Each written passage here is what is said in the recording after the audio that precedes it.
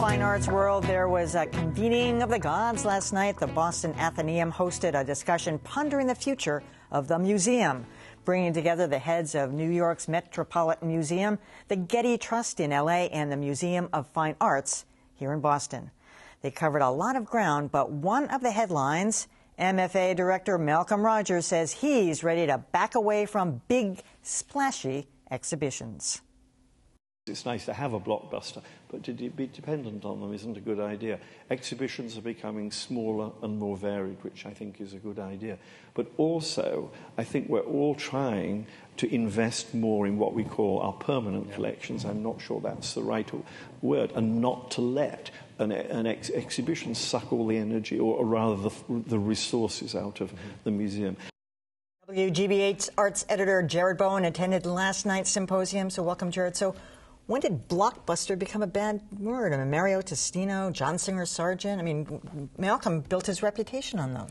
Well, it was a major revelation for me last night, frankly, to be sitting there and hear that, because this is something that started to come about in the 1980s, that museums started to create these big shows, not unlike blockbuster movies, where you would have huge attendance, big advance sales, people lining museum walls or to get into the museum. I think first of all, it was an issue of content that Malcolm Rogers addressed right away last night in shows like the Ralph Lauren cars, because part of what the argument was last night is that the blockbuster exhibitions should have something to do with the major collection. What does seeing Ralph Lauren's entire collection of cars have to do with the Museum of Fine Arts permanent collection? What Malcolm Rogers said was it was his intention to get people to think differently about art and about cars. And I have to say, personally, after seeing that show, I never thought the same way about a car again. I always took into consideration the aesthetic value of a car.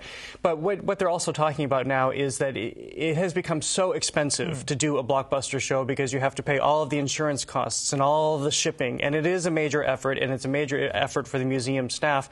And the Metropolitan Museum last night said they're finding just as much success by working from within and having their curators do scholarly shows that will bring people into the museum, and it incorporates the whole of the museum, not just some outside entity. But does that mean they're not going to do any of these things anymore? Because some of these were really original ideas, and did it not occasionally bring more people in who never would have gone back a second time for the standard collection? I think it can. I mean, one of my favorite shows at the Museum of Fine Arts in the last decade was Titian Tintoretto Veronese, which was one of the European curators doing this great scholarly work that made you think about the museum's own holdings of European works of the Italian masters.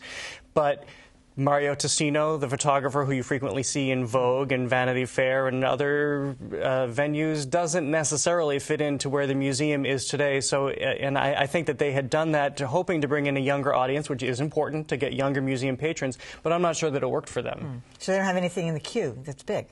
Well, they still have exhibitions, but I think the days of huge blowouts are probably on the wane. And are all the museums kind of agreeing on this? Do they all get together and talk about it? How did it even come about? No, this is something that I think you're seeing sort of a trickle down, and this is why it was fascinating last night to see. You said in your intro that these are the gods of the museum world, and they really are. The Met, of course, is the biggest museum in the world, and to have these different viewpoints from the Getty and Boston, which is a smaller museum, and you do see a difference in opinion. And actually, last night they were talking about loans. Loans have become very incendiary in the museum world, because when you take an iconic masterwork and you ship it out somewhere else, it alienates those people who in your own city, or the tourists who might have gone to see that piece. And there's a question about why are you loaning that piece? How much money are you getting in return? And we've been the beneficiary of that, though. Well, we have, and we have a little dichotomy last night between the head of the Getty Trust and Malcolm Rogers on the issues of loaning masterworks. If it's on loan for, I'm not suggesting that this is the case, but in some cases one might imagine it to be the case, for frivolous reasons, it's not available for a more scholarly exhibitions. I don't accept entirely the dichotomy between the scholarly and the frivolous. I prefer to think of things as worthy and educational. All right, Jared, thanks for that.